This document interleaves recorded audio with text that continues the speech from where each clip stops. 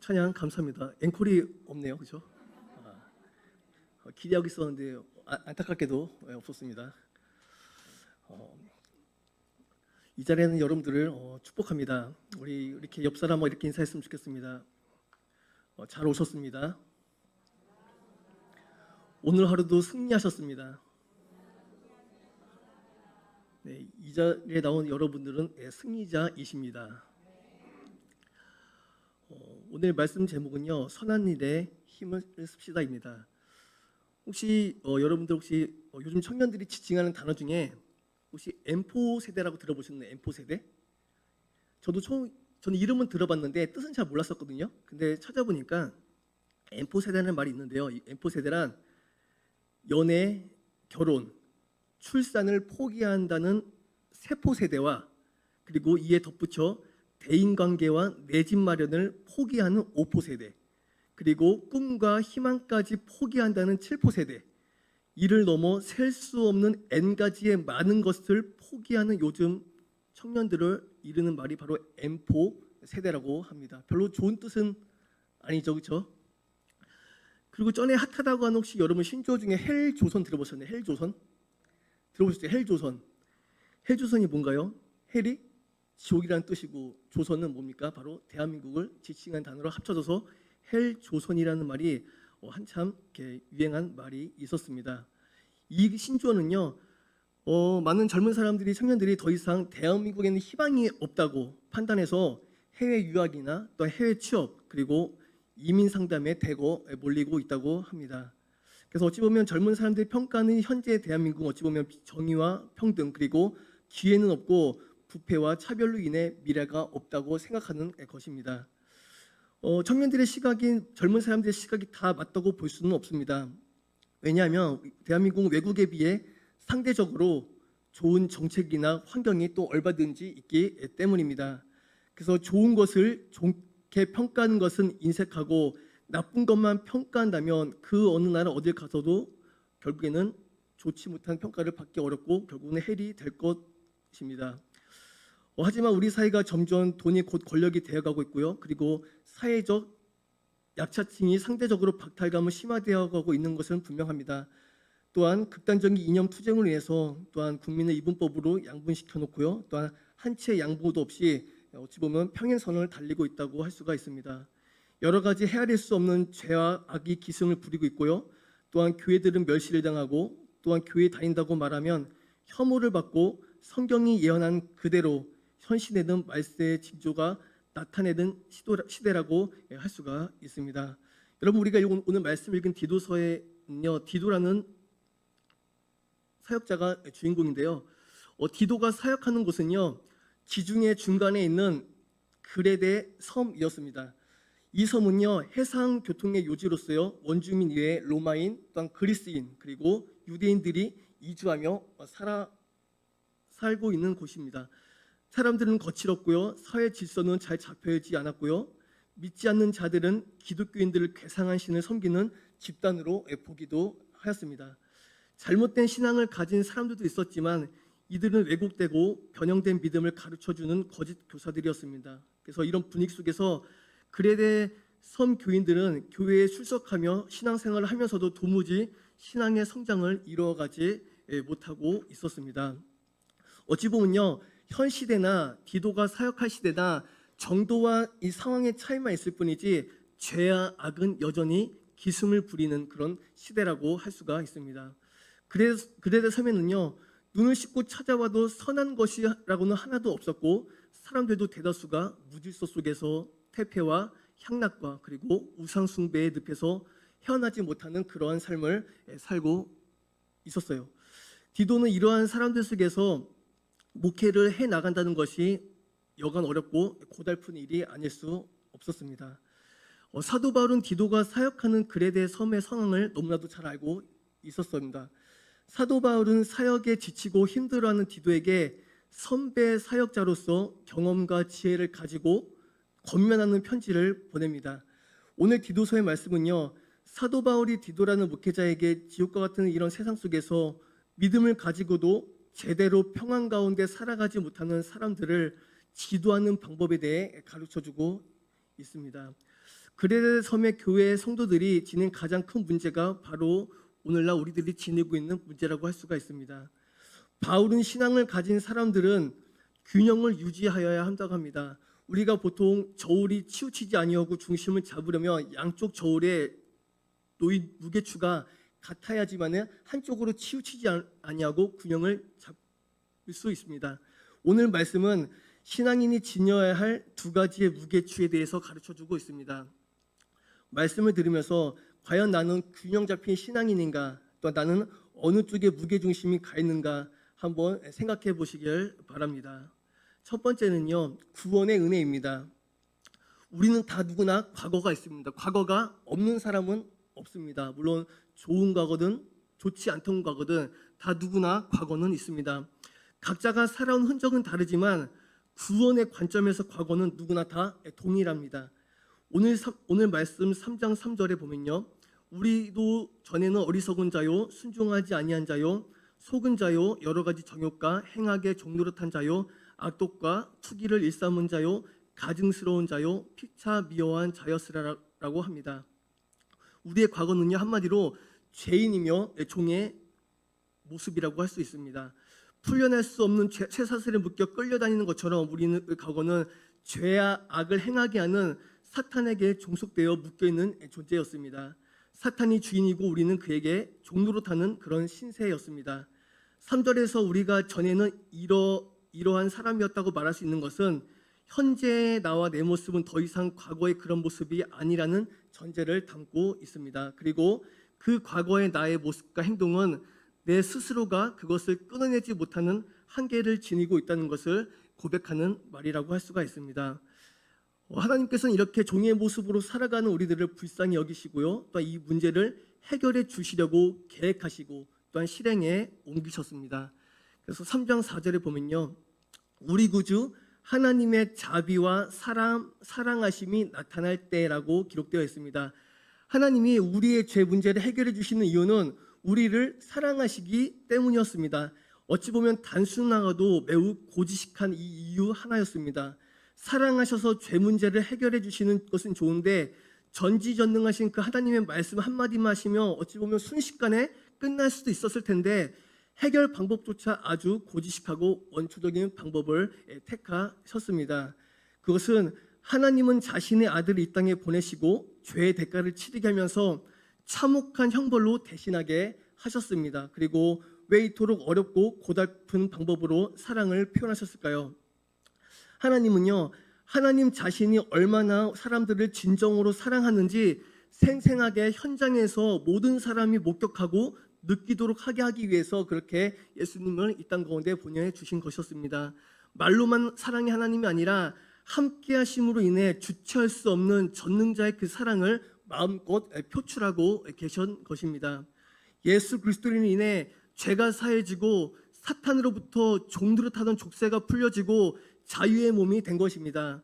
이것을 구원받았다, 하나님 아버지의 자녀가 되는 권세를 얻었다라고 우리는 고백을 합니다. 또 5절에 보면요, 우리를 구원하시되 우리가 행한 바 의로운 행위로 말미암지 아니하고 오직 그의 긍휼하심을 따라 중생의 씻음과 성령의 새롭게 하심으로 하셨나니라고 기록되어 있습니다.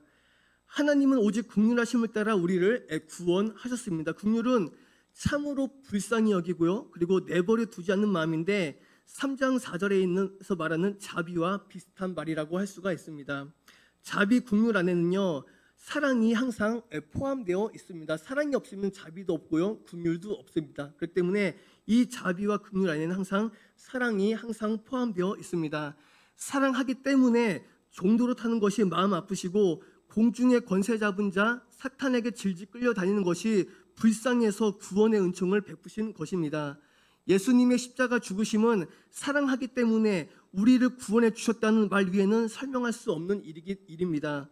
5절에서 구원받는다는 것은 중생의 씻음과 또한 성령의 새롭게 하심이라고 하였습니다. 여기서 중생이라는 말은요, 우리가 일반적으로 알고 있는 요한복음에 나오는 거듭난다는 의미의 중생이 아닙니다. 여기서 뜻은요, 새롭게 된다는 뜻으로 사용되었습니다. 그러므로 여기서 중생은 새 사람이 되기 위해서 3절에서 언급한 우리 안에 있는 과거의 모습들, 바로 모든 죄와 악을 본질적으로 씻겨내는 변화의 과정을 말하는 것이 바로 중생이라고 할 수가 있습니다. 그래서 중생의 과정을 거친 후에 성령이 새롭게 하신다고 했는데, 이는 씻어낸 장소에 거룩한 성령이 임하신다는 뜻입니다. 그리고 거룩한 성전에 하나님의 영광이 임하셨던 것처럼 거룩한 성령이 우리 안에 영광으로 거하신다는 뜻을 담고 있습니다. 결국 구원받은 사람은요, 죄와 악에 대해서 중생된 사람, 곧 씻김을 받은 사람입니다. 또한 중생되어 씻겨진 우리 마음 안에 성령이 새롭게 하심, 곧 성령의 내주하심을 받은 사람입니다. 정리하면 우리는 더러운 죄인이었지만 씻겨지고 청소되어져서 성령이 함께 하시는 구원의 은혜를 받은 사람들인 것입니다. 이 사실을 믿으십니까? 여기 계신 분들은 다 믿으신 줄 믿습니다. 구원을 좀 더 구체적으로 설명한 것은요, 그것이 바로 6절 7절 말씀입니다. 우리가 6절 7절 한번 같이 읽도록 하겠습니다. 우리 구주 예수 그리스도로 말미암아 우리에게 그 성령을 풍성히 부어주사 우리로 그의 은혜로 힘입어 의롭게 하심을 얻어 영생의 소망을 따라 상속자가 되게 하려 하심이라. 아멘. 구원받는 상황을 압축한 단어가 바로 은혜라고 할 수가 있습니다. 은혜로 구원받았던 것은 우리가 구원에 대해서 어떠한 개입을 하거나 영향을 준 것이 하나도 없다는 말입니다. 즉 구원받은 우리는 의인이 되었고요, 영생의 소망을 받았습니다. 나아가서 상속자가 되게 하셨다고 합니다. 상속자라는 이 말은요, 문자적으로 제비뽑기에 이긴 자라는 뜻을 담고 있습니다. 즉 자기 소유를 할당받은 소유자를 말한 것이 바로 상속자라고 할 수가 있습니다. 그래서 구약 성경에서는요, 이 상속자를 기업을 물을 자라고 번역하였습니다. 이 상속자에 대해서 로마서 4장 13절에 보면요, 아브라함이나 그 후손에게 세상의 상속자가 되리라고 하신 언약은 율법으로 말미암은 것이 아니요 오직 믿음의 의로 말미암은 것이니라. 하나님을 믿음으로 인해 의인이 된 아브라함은 언약의 상속자가 되었습니다. 곧 예수 그리스도로 말미암아 의인이 된 우리들이 언약의 수혜자인 상속자가 되었다는 뜻입니다. 여러분, 너무나도 우리가 하나님께 감사할 사실입니다. 여러분, 상속자는 아무나 받는 것이 아니라 하나님께서 우리를 택하시고 사랑하시고 우리를 상속자로 세워주신 것입니다. 그래서 우리는 확실하게 구원받았음을 믿습니다. 그리고 구원의 주체는 예수 그리스도시고, 또 구원을 깨닫게 하시고 중생으로 씻기고 새롭게 하시는 분은 성령 하나님이십니다. 우리는 믿음으로 의인이 되었고 상속자가 되었습니다. 여러분들은 오직 은혜로 하나님의 자비와 긍휼과 사랑으로, 그리고 예수 그리스도의 구원 사역에 힘입어서 의인이요 상속자가 되었다는 사실을 믿으십니까? 여러분, 이 아멘이라는 이 대답을 영원토록 흔들리지 않기를 소망합니다. 구원의 은혜는요, 우리가 살아가는 믿음의 무게추의 절반이라고 보시면 됩니다. 우리 이 무게가 잘 지탱이 되고 기초가 되어야 다음에 말하게 될 반쪽의 무게추와 균형을 이룰 수 있기 때문입니다. 우리 모두가 하나님 아버지의 사랑하심과 예수 그리스도의 구원의 은혜와 성령 하나님의 씻기시고 새롭게 하심의 은혜를 잊지 말고 영생의 소망과 상속자가 되었다는 것에 늘 감사하며 살아가시기를 소망합니다. 두 번째는요. 첫 번째가 구원의 은혜였다면 두 번째는요, 선한 일을 행하는 삶입니다. 잠시 물 좀 마시겠습니다. 여기 올라오면요, 이미 침이 바짝바짝 말라고요. 평소에 물을 안 먹는데 제가 일주일에 물을 한 진짜 1리터를 하면 거의 일주일 먹나? 물을 거의 안 먹어요. 밥 먹을 때 외에는 물을 안 먹게 되더라고요. 근데 여기 오면요, 수분 공급을 많이 하는 것 같습니다. 두 번째는요, 선한 일을 하는 삶입니다. 우리가 구원받았다는 것은 은혜의 선물이기 때문에 내가 할 수 있는 것이 없다고 말씀드렸습니다. 그렇다면 구원으로 인해 의인이 되고 거룩한 성도가 되고 하나님의 나라의 상속자가 되었다고 해서 모든 것이 끝난 것일까요? 끝난 것일까요? 끝난 것이 아닙니다. 끝난 것이 아니라 이제부터 시작입니다. 사실 구원받은 시점으로부터가 의인으로서 하나님의 자녀로서의 삶이 비로소 시작이 되는 것입니다.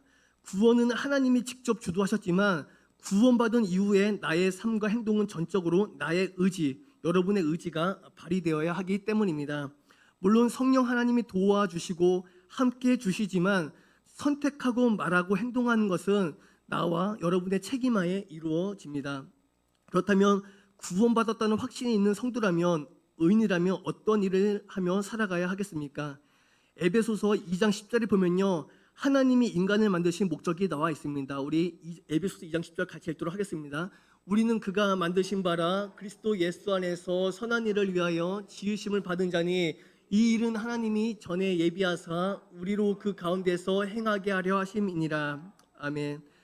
예수 안에서 선한 일을 위하여 지어졌다고 합니다. 예수 안에서 선한 일을 하기 위하여 지어졌다고 합니다. 디도서 2장 14절을 보면요, 디도서 2장 14절을 보면요, 그가 우리를 대신하여 자신을 주심은 모든 불법에서 우리를 속량하시고 우리를 깨끗하게 하사 선한 일을 열심히 하는 자기 백성이 되게 하려 하심이라고 기록되어 있습니다. 예수님이 죽으신 이유가요, 선한 일을 하는 자기 백성이 되게 하려 함이라고 분명히 성경에 기록되어 있습니다. 하나님 아버지는요, 우리가 선한 일을 하도록 만드셨고요, 또 예수님은 우리가 선한 일을 하기 위해 자신을 주셨다고 합니다. 또한 말씀으로 보아 우리는 반드시 선한 일을 해야만 하는 충분한 이유가 바로 여기에 있는 것입니다. 우리가 선한 일을 하며 살아가야 하는지를 오늘 본문 중에 디도서 3장 8절에서도 말씀하고 있습니다. 디도서 3장 8절 끝부분을 보면요, 하나님을 믿는 자들로 하여금 조심하여 선한 일을 힘쓰게 하려 함이라. 여기서도요, 선한 일을 하게 하기 위함이라고 합니다. 성경이 말씀하는 바는 구원받은 사람이라면 예수 그리스도 안에서 그냥 선한 일을 하는 것이 아니라 예수 그리스도 안에서 선한 일을 하며 살아가는 것이 믿는 자들의 삶이어야 한다고 분명하게 가르쳐 주고 있습니다. 그렇다면 성경 본문이 말하는 선한 일이 무엇일까요? 선한 일. 보통 세상 사람이 생각하는 선한 일은요, 말 그대로 착한 일입니다. 착한 일. 그렇지만 여기서 말하는 선한 일은요, 세상이 말하는 그런 선한 일이 아닙니다. 여러분, 이 선하다라는 이 말은요, 신약에서 이 말이 91번이나 쓰였습니다. 91번 쓰였습니다. 번역된 내용들을 보면요, 좋은 시, 아름다운 열매, 착한 일, 선한 행동 등 대부분 어떤 결과물들을 만들어내는 형용사로 쓰였습니다. 이 선하다는 말은요, 내 스스로의 본질이 예수님을 닮아가면서 점점 선하게 되어가는 과정 중에 있음을 나타내거나 아니면 결과적으로 좋은 결실을 이루어서 하나님의 영광을 높여드리는 행동을 칭하는 말로 쓰입니다. 그런데 선하다는 이 말이 일이라는 말과 같이 합쳐져서 자주 쓰이게 됩니까는 선하다는 이 말과 일이라는 이 말이 합쳐져서 합성어로 자주 쓰이는 것을 우리가 봅니다.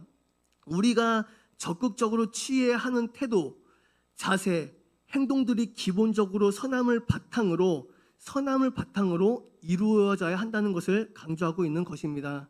그래서 선함이 바탕이 된다는 것은 예수 그리스도 안에 거하는 것을 의미합니다. 여러분, 예수 그리스도 안에 거할 때 선함의 바탕이 되는 것입니다. 그래서 여러분, 찬양 가사 중에 이런 가사가 있습니다. 보소서 주님, 나의 마음은 선한 것 하나 없습니다라는 찬양 가사가 있습니다. 우리는 선할 수 없는 죄인입니다. 그리고 예수님께서 우리의 죄와 악을 끊어내셨기 때문에 우리가 선해질 길이 열리는 것입니다.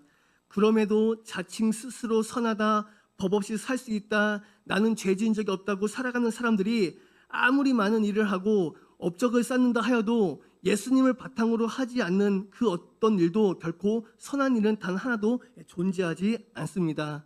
오직 예수 그리스도와 함께 있어야 선한 일을 할 수가 있습니다. 저는 이 말씀 보면서요, 제 자신을 한번 돌아보게 되었습니다. 뭐냐면요, 여러분, 저를 딱 봤을 때 어떤 이미지가 가장 생각나시나요? 그러세요? 선해 보입니까?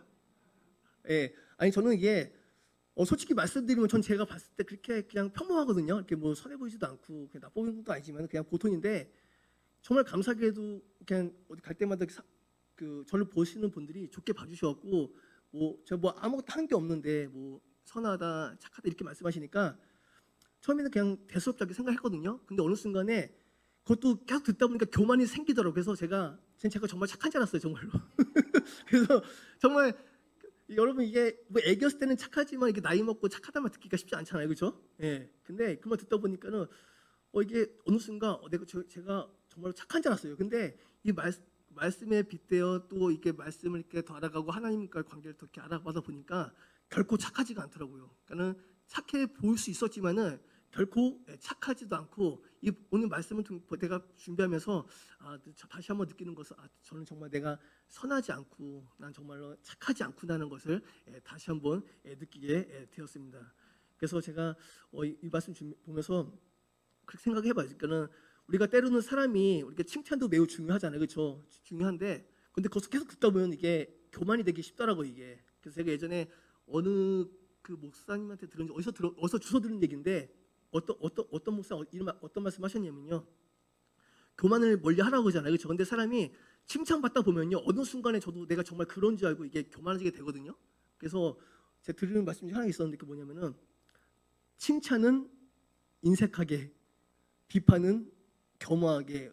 어째 주워 들었는데 이 말이 되게 공감이 되더라고요. 그래서 물론 칭찬 좋게 봐주시면 감사하지만은 거기에 대해서 내가 너무 휩쓸리가 또 안 될 것 같아서 우리가 때로는 칭찬도 필요하지만은 거기 너무 취했다 보면 교만하기 때문에 우리가 거기에 대해서 늘 우리가 조심해야 되고 경계해야 합니다. 갑자기 좀 당기려가 흘러가긴 했는데요.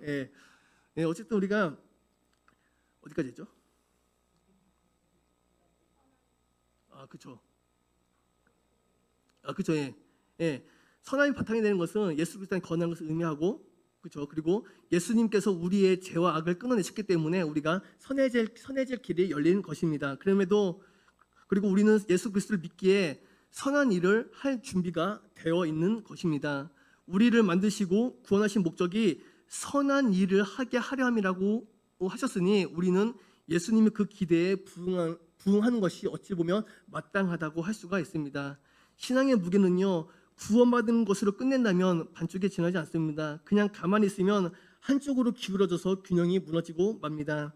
균형을 맞추려면 내 스스로 의지를 발휘하여 우리가 선한 일을 찾아내야 합니다. 그리고 선한 일을 선택해야 합니다. 그리고 선한 일을 하는데 주저하지 말아야 합니다. 그리고 선한 일이 중단되지 않도록 계속 이루어 나가야 합니다. 물론 그렇지만 이 일이 쉬운 일은 아닙니다. 그렇기 때문에 나 혼자 선한 일을 이루어 갈 수가 없습니다. 도와주시고 힘과 능력을 주시는 성령 하나님을 의지하여야 우리가 선한 일을 해 나갈 수 있는 것입니다. 그래서 선한 일이라는 것은 너무나도 막연한 것 같습니다. 구체적으로 선한 일이라는 것이 무엇인지 한번 생각해 봅니다. 디도서 3장 8절 우리 함께 읽도록 하겠습니다. 디도서 3장 8절 보면요, 이 말이 밉보도다. 원하건대 너는 이 여러 것에 대하여 굳세게 말하라. 이는 하나님을 믿는 자들로 하여금 조심하여 선한 일을 힘쓰게 하려 함이라. 이것은 아름다우며 사람들에게 유익하니라. 아멘. 이 여러 것에 대하여 굳세게 말하라. 이 말씀이 우리가 선한 일을 하기 전에 꼭 선창해야 할 말씀이라고 할 수가 있습니다. 말씀 중에 이 여러 것이라는 것은 한마디로 말하면 구원받았다는 말입니다. 우리가 선한 일을 하려면 우선적으로 내 자신이 구원받았다는 사실을 선포하라는 말입니다. 그리고 예시를 하자면 이렇게 선포하면 됩니다. 나는 죄인입니다. 나는 선한 일을 할 수 없습니다. 그러나 나는 은혜로 구원받았습니다.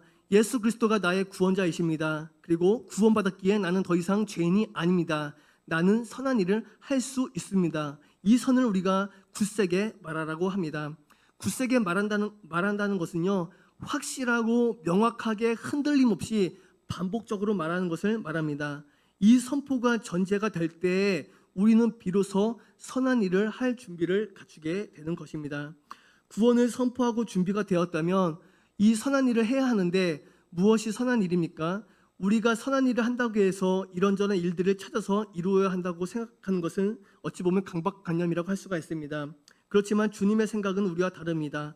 빌립보서 1장 6절에 보면요, 이렇게 기록되어 있습니다. 빌립보서 1장 6절입니다. 너희 속에 착한 일을 시작하신 이가 그리스도 예수의 날까지 이루실 줄을 우리가 확신하노라. 아멘. 우리 안에서 착한 일, 선한 일을 시작하신 분이 바로 주님이시고 이루실 분도 주님이시기 때문에 우리는 오직 주님을 떠나지 않고 주님의 이름을 부르면 되는 것입니다. 앞서 선포한 내용을 살면서 반복적으로 선포하는 일이 곧 선한 일을 이루어가는 것입니다.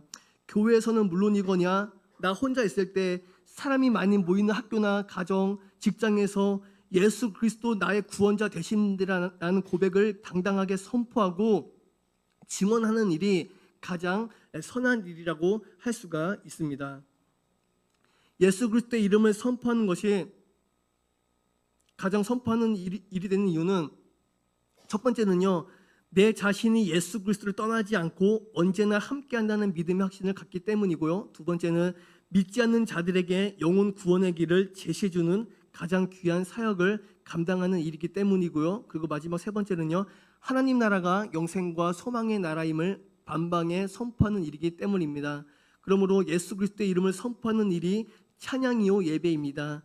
생활 속에서 주님의 이름을 끊임없이 부르며 살아가는 사람은 진정으로 주님을 사랑하는 사람이고요, 주님이 맡기신 선한 일을 가장 잘 지켜나가는 믿음의 사람이라고 할 수가 있습니다. 주님의 이름을 높이며 선포하는 자들에게는요, 하늘의 상이 함께할 것입니다. 로마서 2장 10절에 보면요, 이렇게 기록되어 있습니다. 로마서 2장 10절에 보면요, 선을 행하는 각 사람에게는 영광과 존귀와 평강이 있으리니. 그리고 요한복음 5장 29절에 보면요, 선한 일을 행한 자는 생명의 부활로, 악한 일을 행한 자는 심판의 부활로 나오리라. 아멘. 우리 주님은요, 선한 일, 즉 주님의 이름을 부르며 선포하는 자들을 통해서 영광을 받으시고 선한 일에 동참하는 모두에게 주님 편에 서서 하늘의 모든 영광에 참여하는 자가 되게 해주십니다. 이보다 더 큰 상급은 없습니다.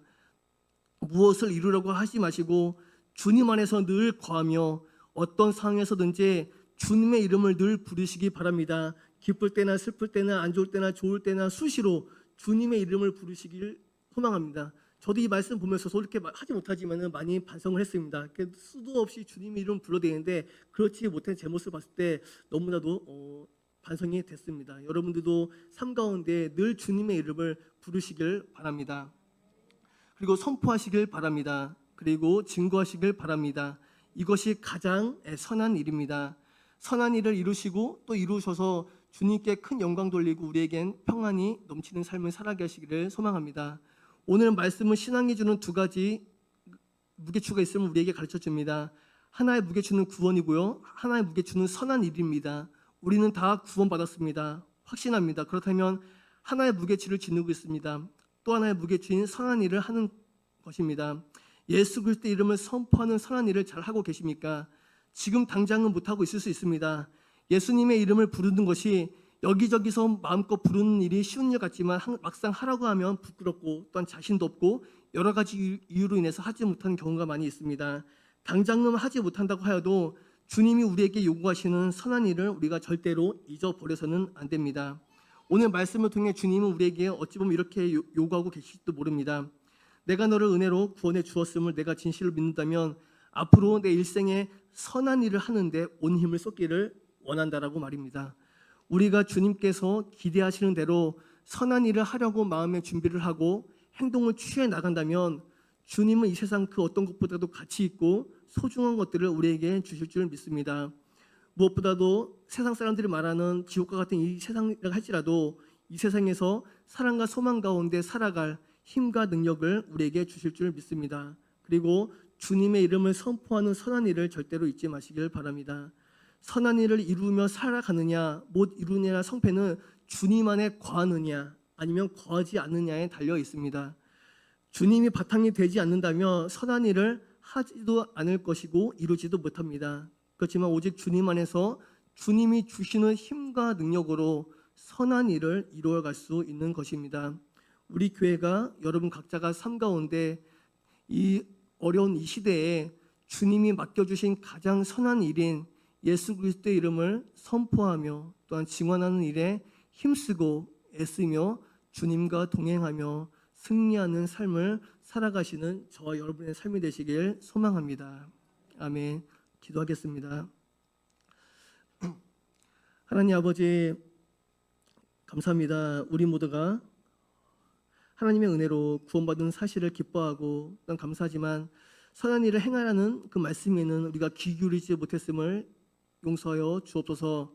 예수 그리스도 주님의 존귀하신 이름을 선포하는 선한 일을 행하는데 힘쓰며 살아갈 수 있도록 주님 도와 주옵소서. 선한 일을 행함으로 주님이 우리 편에서 서 계신다는 그 확신 속에 살아가게 하시고 주님이 주시는 참 평안과 기쁨으로 살아갈 수 있도록 주님 인도 역사하여 주옵소서. 우리에게 구원을 주시고 선한 일을 행하도록 힘과 능력을 더하여 주시는 예수 그리스도의 이름으로 기도드립니다. 아멘. 하늘에 계신 우리 아버지여, 이름이 거룩 받으시오며 나라의 마음